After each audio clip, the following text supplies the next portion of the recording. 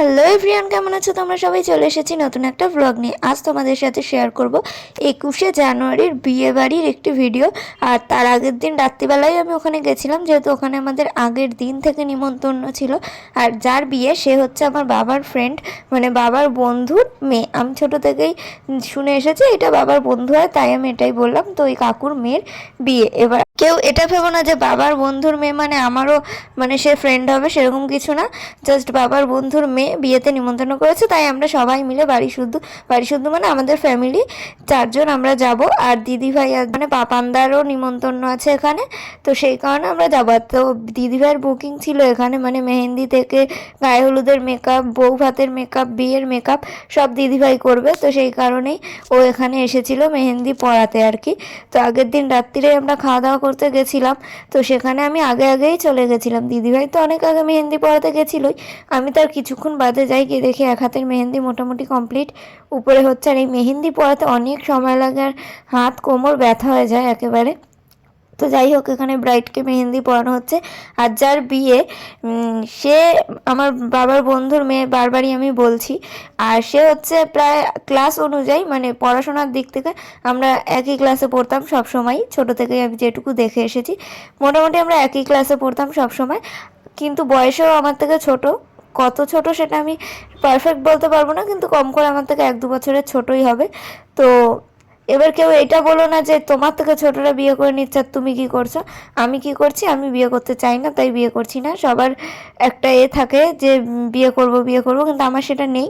অন্য মেয়েদের থাকতে পারে। আমার বিয়ের প্রতি একদম তীব্র, মানে কি বলবো, বলে বুঝাতে পারছি না যে বিয়ে টিয়ে করার কোনো ইচ্ছে নেই। তো যাই হোক, লোকের বিয়ে খাবো, খেয়ে দিয়ে আগে মোটা হব, তারপর তো বিয়ে ঠিয়ের কথা বাদ দাও। যাই হোক, তার পরের দিন দুপুরবেলাতেও আমরা খেতে চলেছি। কেউ ছুঁচো বলো না, কারণ নিমন্ত্রণ করেছে বলেই আমরা এসেছি। বলা হয়েছিল মানে বিয়ের আগের দিন থেকে এখানেই খাওয়া দাওয়া করতে, দুপুরে সকালে রাত্রিরে, কিন্তু আমরা সবসময় যাচ্ছিলাম না। সেদিনকারে বিয়ের আগের দিন রাত্রিরে খেয়েছিলাম, আর বিয়ের পরের দিন মানে বিয়ের দিন যেদিন আর কি, সেদিনকারে দুপুরে রাতে খেয়েছিলাম। তো এসে দেখলাম এখানে সবাই খেতে বসেছে, আর আমি একটু কাজে গেছিলাম, তো বাবার খাওয়া হয়ে গেছিলো, আমি একটু লেটে বসেছিলাম। তো খাওয়া দাওয়া হয়ে গেছে, দেখো রাত্রিবেলা এদিকে আমি রেডি হয়ে গেছি, পিছনে পাপানদা, পাকু, দিদিভাই সবাই রেডি হচ্ছে। আর সেই সময় ছিল একদম কনকনে ঠান্ডা আমাদের এখানে, মানে ভালোই ঠান্ডা পড়ছিল, নাহলে কি আর বিয়ে বাড়ি কেউ সোয়েটার পরে যায়? যাই হোক, দেখো দিদিভাই এত স্টাইল মারে, সেও কিনা জ্যাকেট ফ্যাকেট পরে যাচ্ছে। তো এবার তোমরা বলবে যে এখানে তো তোমাদের নিমন্ত্রণ, পাকু কি করছে? আরে পাকু তো বাড়ির বাচ্চা, যখন আমিও ছোট ছিলাম বিনা নিমন্ত্রণে, মানে বিনা নিমন্ত্রণ বলতে কি, কাউকে নিমন্ত্রণ করেছে জেঠু কাকিদের, আমাকে বললো চল আজকে কালী পুজোর নিমন্ত্রণ আমাদের সাথে, আমিও চলে যেতাম। আর পাকু তো আমাদের ফ্যামিলি মেম্বার্সের মতনই, আর বাড়ির ছোট বাচ্চা মানে সে সব জায়গায় ইনভাইটেড, তাকে বলুক আর না বলুক। তো যাই হোক, এখানে আমরা সবাই রেডি। আর দুটো গিফট দেখতে পেলে ঘরের মধ্যে, আর এটাও দেখতে পেলে যে দিদিভাই বাবানদার হেয়ার সেট করে দিচ্ছে। বউ যদি মেকআপ আর্টিস্ট হয় এই জিনিসগুলো তো হবেই। যাই হোক, বিয়েবাড়ি চলে এসেছি, বড় একটা গিফট নিয়ে এসেছিলাম, যার কারণে আর কি ভালো করে আমি রাস্তাঘাটের কিছু তুলতে পারিনি।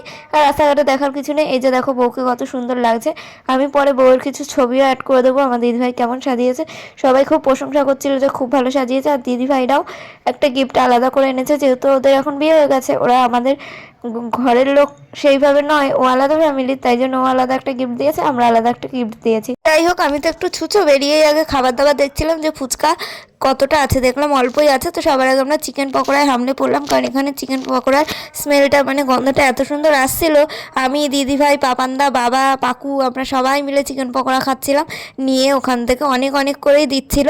চেনা জানা লোক বলে নাকি জানি না, সবাই অনেক অনেক নিয়ে খাচ্ছিল। আর বেশ সুন্দর হয়েছিল চিকেন পকোড়াটা। চিকেন পকোড়া শেষ হতেই আমরা ফুচকার দোকানে হামলে পড়বো। তো আমার পাকুর সবার ফুচকা খাওয়া হয়ে গেছে। এখানে দিদিভাই, পাপানদা আমরা সবাই একসাথে ফুচকা খেয়েছি। পাকু ঠাকু দুটো ফুচকা খেয়ে আমার হয়ে গেছে, কারণ ফুচকায় পেঁয়াজ দিয়েছিল। অনেক জায়গাতেই আছে ফুচকায় পেঁয়াজ দেয়, কিন্তু অতিরিক্ত পেঁয়াজ বা বড় বড় মানে কোনো রকম কেটে দিয়ে দিলে ভালো লাগে না।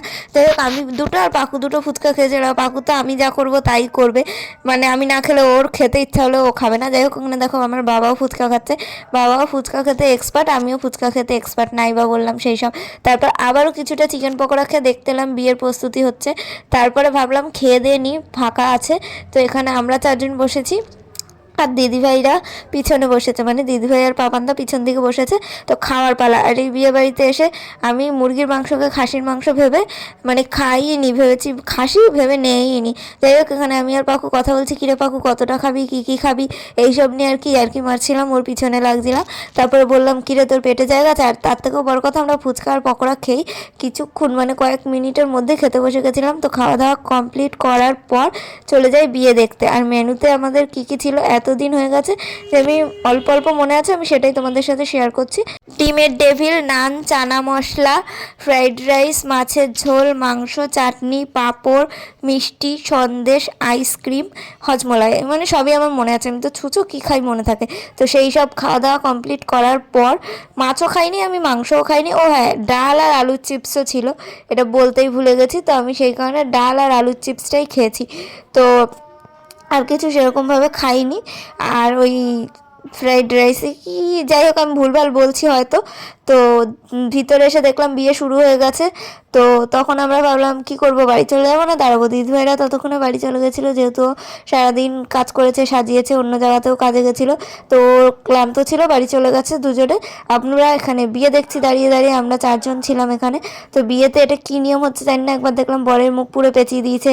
তারপরে হচ্ছে গিয়ে বর উঠে আবার এখানে কি বলে শুভদৃষ্টি হচ্ছে। তারপর উপর দিয়ে আবার ছাদনা তলার মতো কি দিয়েছে, উল্টে সেখানে অন্য লোকেরাও মুন্ডু ঢুকিয়ে দিয়েছে। দেখতেই পাচ্ছ একদম বর বউ দুজনেই বাচ্চা মতো, মানে ছোটোখাটো, বয়স বেশি না, হাইট ছোট বলছি না, কিন্তু অল্প বয়সী বর বউ। তো যাই হোক, এটাই যদি আমার মা দেখতো বলতো আমার তো এরকমই পছন্দ, কম বয়সেই, এরকম অল্প বয়সেই একদম ঠিকঠাক বয়স, এটাই বিয়ে করার বয়স, দুজনকেই সুন্দর লাগবে, হাত ধরে যখন ঘুরবে নতুন বউ।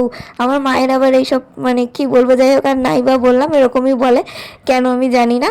তো আমাকেও এটা বলে যদি তোর এখন বিয়ে দিয়ে দিতাম আগেকার দিনের মতো, তাহলে তোর এখন 2-3টে বাচ্চা হতো। যাই হোক, বাদ দাও এসব কথা, আমি বারবার ভুলভাল প্রসঙ্গে চলে যাচ্ছি। এখানে দেখো কী সব বিয়ের নিয়ম হচ্ছে।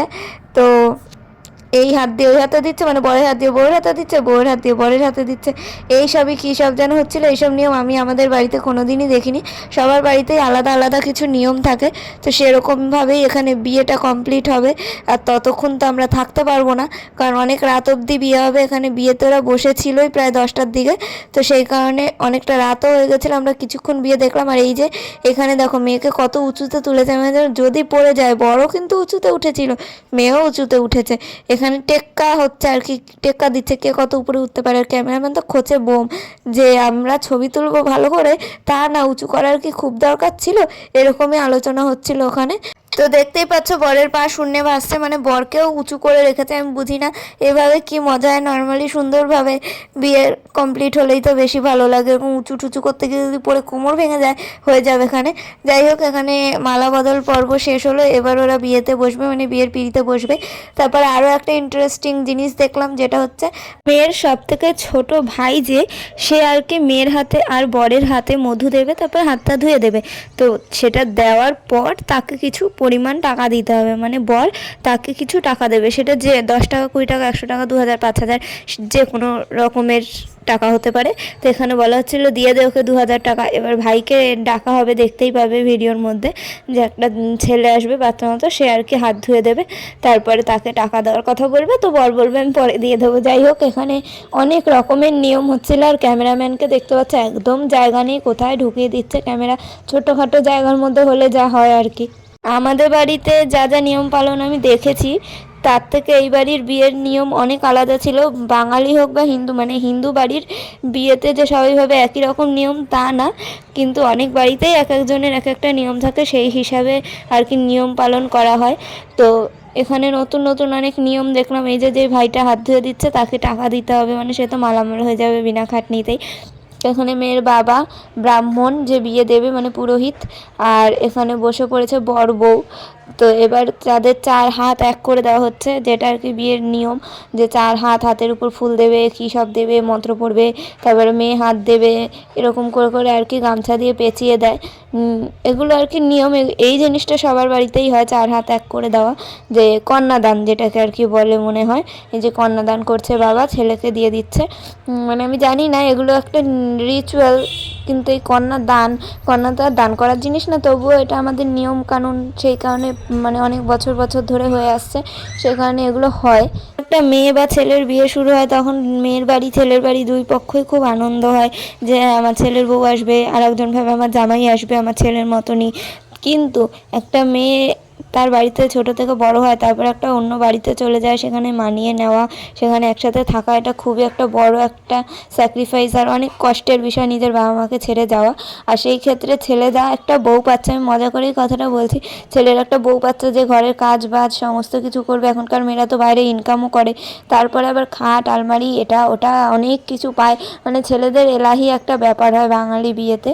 বাঙালি বিয়ে কি, সব বিয়েতেই আর কি এই জিনিসপত্র দেওয়া নেওয়া এগুলো থাকেই। আগেকার দিনে পণ দেওয়া হতো, পণ মানে চাইতো ছেলেরা এত টাকা দিতে হবে, গাড়ি দিতে হবে, কিন্তু এখনকার দিনে বাবা মারা খুশি হয়ে দেয় যে আমার মেয়েকে দিচ্ছি মানেই তো, মানে ওদের দিচ্ছি মানেই তো আমার মেয়ে ব্যবহার করবে। যাই হোক, বাদ দাও এসব কথা। তারপর ওই নিমন্ত্রণ খেয়ে বেরাতে না বেরাতে আবার ডাকলো ওই কাকিমাটা, মানে যার মেয়ের বিয়ে। তো যার বিয়ে হচ্ছে তার যে দাদা আছে, দাদার একটা ছোট্ট মেয়ে আছে যার অন্নপ্রাশন, সেটারও নিমন্ত্রণ পেলাম আমরা। মানে আমাদের নিমন্ত্রণ শেষই হচ্ছে না, নিমন্ত্রণ খেতে গেছি একটা, আর একটা নিমন্ত্রণ নিয়ে ফিরছি। কিন্তু এখানে হয়তো আমাদের সবার যাওয়া হবে না, বাবা একাই যাবে, কারণ অনেকটা দূর, সেই ডায়মন্ড হারবারে নিমন্ত্রণ করছে অন্নপ্রাশনের। এভাবেই আমরা নিমন্ত্রণ বাড়ি খেতে থাকবো, তোমাদের সাথে ভিডিও শেয়ার করতে থাকবো। আর আজকে যারা নতুন বিয়ে করলো তারা যেন ভালো থাকে, আনন্দে থাকে, তাদের জীবন আরও সুন্দর হোক, নতুন সংসার আরও সুন্দর হোক, তোমরাও আশীর্বাদ করো। আজকের ভিডিওটা এখানেই শেষ করছি, ভালো লাগলে লাইক কমেন্ট শেয়ার সাবস্ক্রাইব করে দিও। সবাই সুস্থ থেকো, ভালো থেকো, টাটা।